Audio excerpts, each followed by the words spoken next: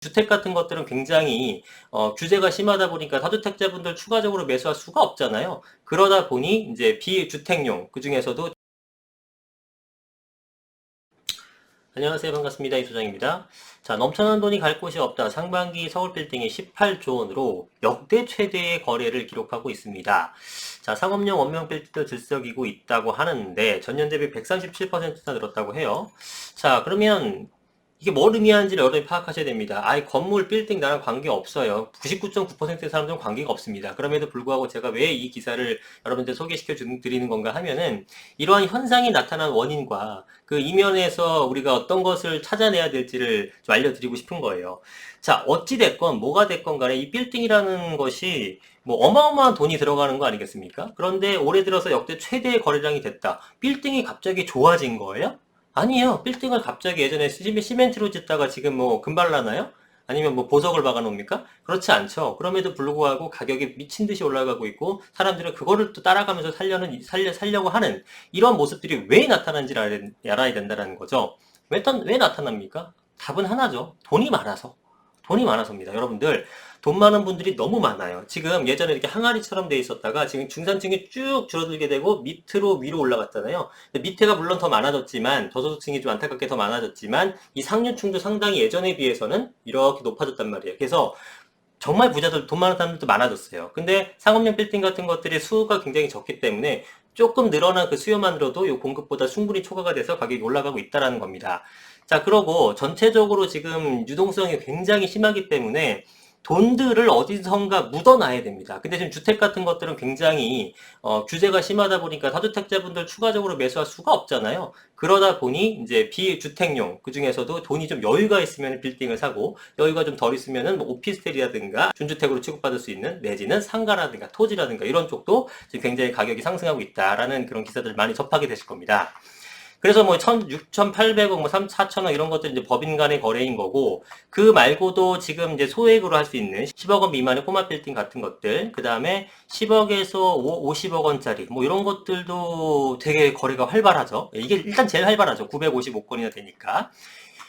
요게 서울 상반기만입니다. 엄청나게 거래가 됐죠. 그 다음에 50억에서 100억짜리, 100억에서 300억짜리도 지금 가파르게 상승하는 모습을 보이고 있고, 300억은 넘는 것도 거의 뭐 3배 가까이 상승한 그런 모습을 보이고 있습니다. 그래서 전반적으로 빌딩의 어떤 거래가 많이 늘어났다는 건데, 그만큼 갑자기 빌딩의 가치가 증대돼서 사람들이 사는 것이 아니라 돈이 워낙 많아졌기 때문에 사는 거다. 그래서 돈을 보유하고 있는 것들을 불안해한다라는 겁니다. 사람들이. 그런데 여러분들 돈을 쥐고 있고 이제 뭐 코로나도 있고 뭐 경제 위기가 계속 올 것 같고 뭐 금리가 상승하기 때문에 현금을 보유하면서 기다려야 된다는 전략이 얼마나 지금 시대와 역행하는 건지를 잘 기억해 두셔야 돼요. 물론 어떠한 투자는 리스크가 있고 또 금융위기라든가 경제위기라든가 그게 올 수도 있어요. 안 온다고 확언하진 못해요. 하지만 지금처럼 이렇게 유동성이 많게 되면요. 이 금융위기는 한참 지연될 수 있다는 겁니다.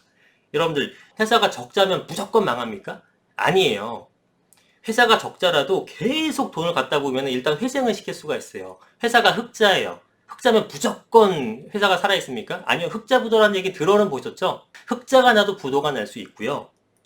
적자가 나더라도 회사가 계속 갈 수 있는 거예요. 그래서 그 지금 같은 시대에는 어떤 내재 가치나 뭐 펀더멘탈 물론 이런 거 중요하지만 돈의 가치에 의해서 자산 가격이 형성되다 보니까 돈 값어치가 떨어지면 자산 가격은 그 자산의 내재 가치가 어떠하던 관계없이 가격이 올라가는 모습을 보이는 거거든요.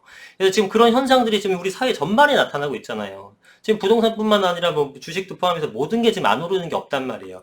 이게 왜 이런 현상이 생겨날까? 가격이 미쳤어. 뭐 세상이 미쳤어. 아우, 이거 뭐 떨어질 거야. 이거 기다리지 마시고 안 떨어지면 어떡할 거예요, 여러분들. 예? 그게 내 판단으로 이거는 뭐 상식선에서 말도 안 돼. 지금 원래 상식선에서 벗어난 지 한참 됐거든요. 근데 이게 상식으로 움직이는 것이 아니라 유동성의 힘으로 움직이는 거란 말이에요. 그럼 향후에 유동성 장세가 어떻게 될지를 봐야 되는 건데 한번 제가 볼 땐 지금 코로나 사태도 그렇고 전 세계적인 유동성 파티를 하고 있는데 우리나라만 줄일 수 있다? 말도 안 되는 거거든요. 망하자는 얘기죠. 나라 망하자는 얘기죠. 그래서 전 세계적인 공조가 돼서 우리 다 같이 줄입시다 해야 되는데 돈을 계속 찍어내니까 자산만 계속 상승하는 이런 현상이 생겨나고 있다라는 거죠. 나중에 문제가 생길 수는 있어요. 근데 그게 언젠데요? 10년 뒤, 20년 뒤가 되게 되면 여러분들 10년, 20년 동안 버티실 겁니까? 그때가 된다고 하더라도 가격이 자산 가격 하락이 된다는 보장도 없을 뿐더러. 지금 이런 상황에서 지금 투자에 임하지 않는 분들은 점점 힘들어질 가능성이 굉장히 높기 때문에 제가 걱정스러운 거예요. 그러니까 무리하게 하더라는 것이 아니라 현금을 치고 아, 이건 경제 위기가 반드시 올 거야 하면서 갖고 계시는 분들은 이 돈값어치 하락에 의해서 굉장히 좀 힘들어질 가능성이 높다는 거죠. 자, 그런데 이렇게 빌딩 가격만 오르냐? 여러분들 주택 가격 상승하는 거 보셨잖아요. 요즘 상가, 토지, 뭐 오피스텔서부터 뭐 심지어 여기 빌딩 같은 것도 가격이 어마무지하게 올라가고 있거든요. 주식은 또 마찬가지죠. 자, 그러면 이런 자산만 올라가느냐? 아니에요. 돈으로 환원되는, 그러니까 돈이라는 얼마다라는 가격이 매겨진 것들은 전부 다 올라가는 현상이 생기고 있습니다. 자, 집주인의 가격 올릴까봐 잠이 안 와요. 서초, 동작, 양천, 전세, 시가 말랐습니다. 전세도 가격이 표시가 되죠. 돈의 가격으로 표시가 되는 거죠. 이런 것들은 무조건 상승하고 있다라는 겁니다. 서울 전세가 고공행진 계속하고 있어요. 집값 계속 올라가고 있어요. 여러분들 전세 살고 있으면은 전세값만 올려주다가 아, 정말 그 렌트푸어가 될 수 있는 가능성이 점점 더 높아지고 있다는 거죠. 그래서 과거 금액 생각하게 되면 지금 금액이 미쳐있고 말도 안 되는 거 저도 인정하는데 그럼에도 불구하고 가격은 더 올라갈 수 있다는 이런 아이러니를 여러분들이 머릿속으로 장착을 해야 됩니다. 이거는 말도 안 되는 금액이지만 그래도 올라간다는데 어떡합니까? 돈이 유동성이 워낙에 많기 때문에. 그럼 올라타야 되는 게 맞다고 생각하는 거죠. 그래서 이게 뭐 얼마다 이건 중요한 게 아니라 전세 가격도 올라간다라는 말씀을 드리려고 이 기사를 제가 찾아낸 거고